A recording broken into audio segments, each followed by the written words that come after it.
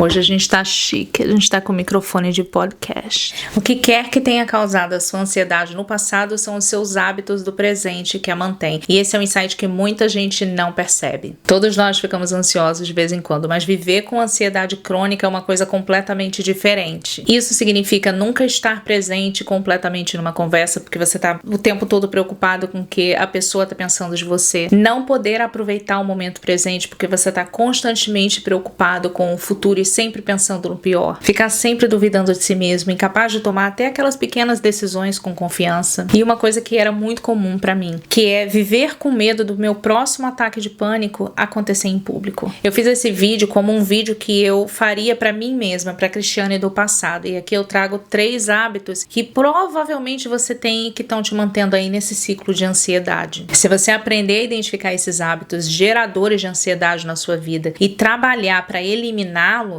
eventualmente você vai se libertar dessa ansiedade e essa preocupação crônicas. Fugir da incerteza. É da natureza humana querer evitar o incerto. Por exemplo, quando você chega numa festa, a primeira coisa que você faz assim que você chega é escanear o local buscando uma pessoa que você conheça. Quem nunca ficou conversando com uma pessoa que nem gostava muito só porque aquela pessoa era a única pessoa que você conhecia na festa? E há uma boa razão para isso. Os nossos ancestrais, que eram bons em minimizar as incertezas e as inseguranças, provavelmente foram aqueles que sobreviveram em vez daqueles que não tinham medo do risco. Em outras palavras, nós fomos programados pela evolução para preferir o familiar e seguro em vez do incerto e do perigoso. E a gente trouxe isso com a gente para a vida moderna. Mas eis o seguinte, embora a gente esteja programado a sempre minimizar as incertezas e os perigos, e de certa forma isso pode funcionar a nosso favor, é muito ruim se você leva a sua vida. Minha cachorra aqui, gente. Ai, vocês conhecem a Jurema? Essa é a Jurema.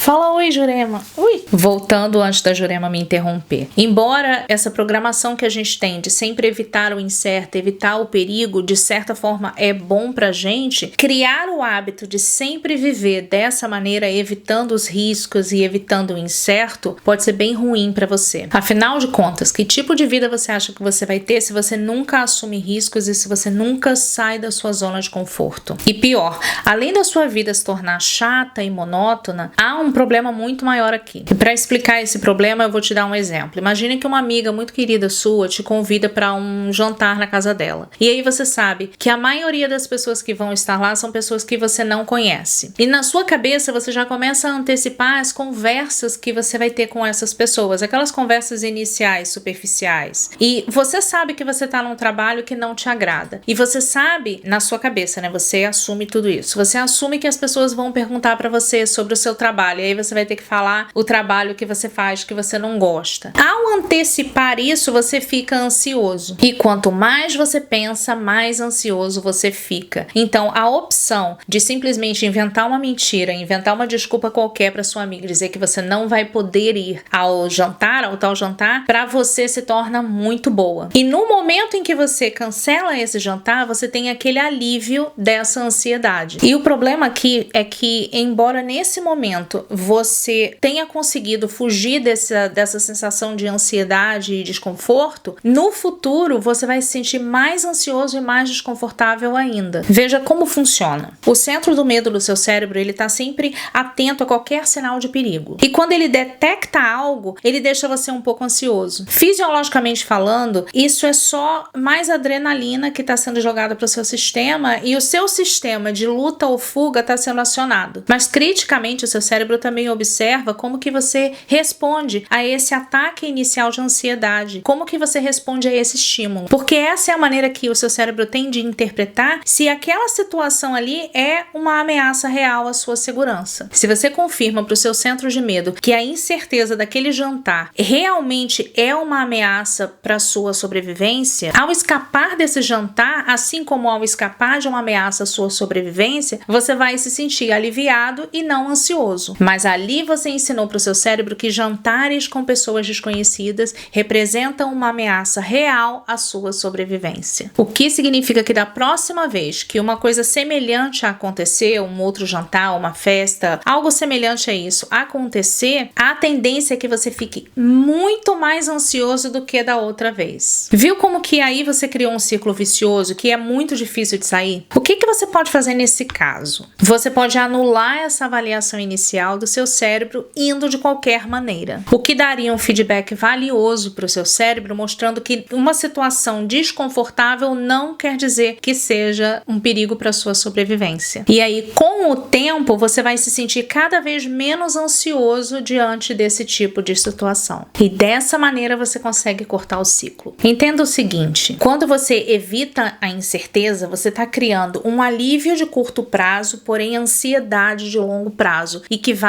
cada vez ficando maior. Quando você acolhe a incerteza, isso vai te levar a uma ansiedade de curto prazo, mas a longo prazo você vai passar a confiar mais em si mesmo, e isso vai fazer você menos ansioso. Lembre-se que a escolha é sempre sua. Fugir do desamparo. Se tem uma coisa que nós seres humanos evitamos muito mais do que a incerteza, é o desamparo. Nós absolutamente detestamos nos sentir desamparados. E essa sensação de desamparo, geralmente, ela surge em situações nas quais a gente não tem controle sobre os resultados. Ou seja, não está nas nossas mãos. Por exemplo, ter medo da cirurgia que a sua mãe está sendo submetida e não há nada que você possa fazer a respeito. Ou aquele seu amigo te falar que está muito deprimido e você saber que não há nada que você possa fazer para realmente ajudá-lo. Quando você tem medo do resultado de uma entrevista de emprego que realmente não depende mais de você, que não está nas suas mãos. É claro que assim como as incertezas, uma certa quantidade de desamparo na vida é natural, até porque a gente não tem controle sobre tudo e a gente não tem controle sobre todos. Mas olha que doido. A maioria de nós tem esse desejo muito forte de tentar controlar o incontrolável. Tão forte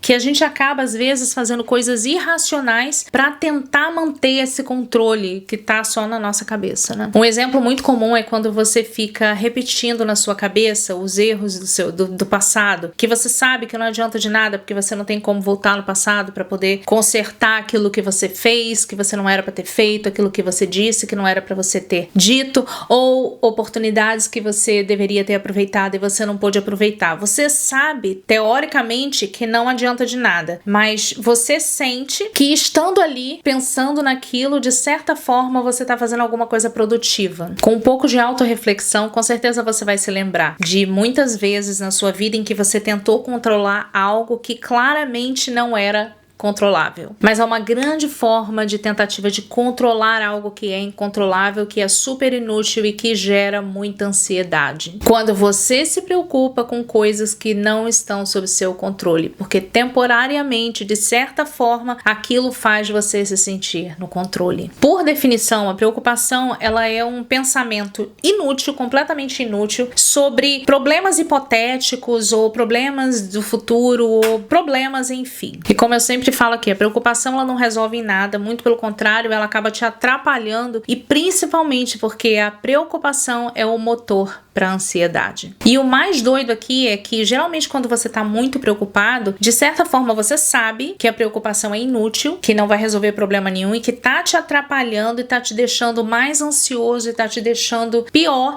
A preocupação geralmente cega você acaba não conseguindo ver às vezes a solução que tá na tua frente. Muitas vezes a pessoa sabe disso, isso é que é doido. E aí por que você continua preocupado? Eu acho que tem duas explicações básicas. Uma delas é por que a gente come junk food? A gente sabe que junk food é ruim para o nosso corpo, mas a curto prazo aquilo meio que dá um alívio. A preocupação, ela meio que faz a gente se sentir que a gente tá no controle de alguma maneira, sabe? Ela nos dá alguma coisa para fazer. E dessa forma você se sente um pouco menos impotente. Mas no final das contas, a preocupação, ela só vai gerar um efeito colateral, que é você vai ficar mais ansioso e você tende a ter mais dificuldade para resolver o problema. E a segunda coisa é que geralmente isso está muito ligado à crença de que você tem que estar preocupado, porque se você não tiver preocupação, se você não estiver preocupado com o problema, isso quer dizer que você é irresponsável. Quem se identifica com essa crença? Me conta aqui nos comentários se você se identifica com essa crença,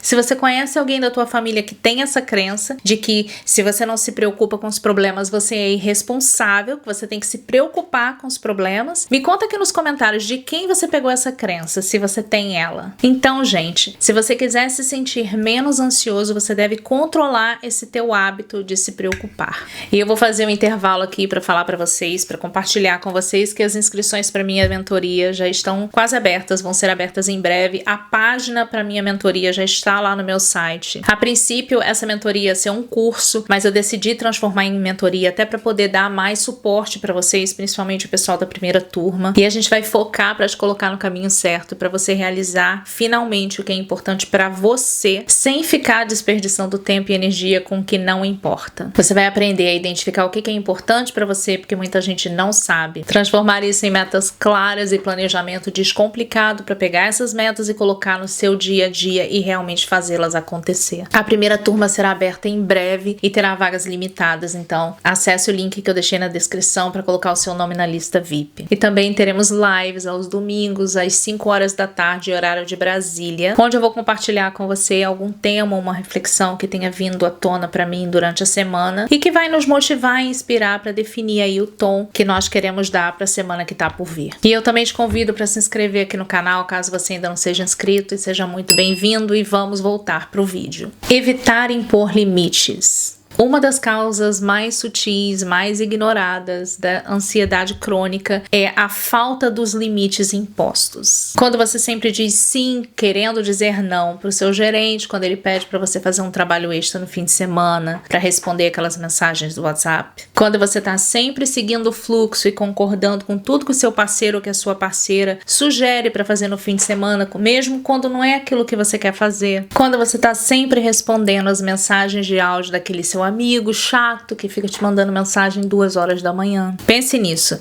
Se você tá sempre assumindo os problemas e cedendo às vontades das outras pessoas e nunca tem tempo e disposição para atender e impor os seus próprios desejos e necessidades, como é que você poderia não ficar ansioso? Mas se é tão óbvio que limites não impostos acabam piorando a nossa ansiedade, por que é tão difícil para a gente impor limites para melhorar a nossa própria vida? Embora existam muitas razões mesmo, eu acho que a principal é a seguinte: você evita impor limites porque tem medo de se comunicar de forma assertiva. E você tem medo de se comunicar de maneira assertiva porque você tem medo da rejeição e, por fim, da solidão. Agora, eu acho que isso é muito falta de compreensão do que é ser assertivo. Muita gente, quando pensa no termo assertivo, quando ouve o termo assertivo, imagina aquelas pessoas rudes, antipáticas, difíceis de lidar, aquelas pessoas solitárias, sabe, que ninguém gosta. E aí elas acham que se elas forem assertivas, elas vão se tornar pessoas assim também, elas vão ficar sozinhas, ninguém vai gostar delas. Mas na realidade, a comunicação assertiva, ela é um meio termo saudável entre ser agressivo e ser passivo. A comunicação agressiva é quando você tenta conseguir aquilo que você quer, só que de maneira rude e de maneira desrespeitosa. A comunicação passiva é quando você desrespeita a si mesmo, as suas próprias necessidades, você passa por cima de si mesmo porque você tem essa preocupação com os outros. Você se preocupa mais com as necessidades dos outros do que das suas. Geralmente a pessoa muito passiva é aquela pessoa que tem muito medo da rejeição. Já a comunicação assertiva significa você pedir aquilo que você quer de maneira clara, sempre de maneira respeitosa, clara e objetiva. A questão é que quando você é assertivo, você não é só educado e respeitoso com a outra pessoa, você está sendo respeitoso também com você mesmo. O mais importante para você entender aqui é o seguinte: se você não estiver disposto a se defender, você não terá capacidade de impor limites saudáveis. E sem limites saudáveis, a sua ansiedade vai disparar. Então, se você quiser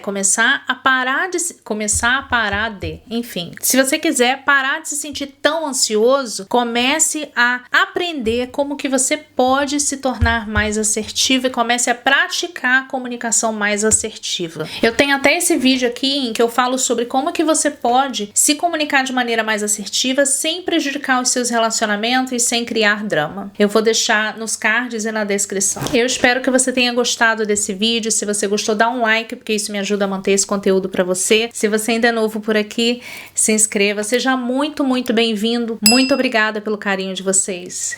E por hoje é isso. Bye!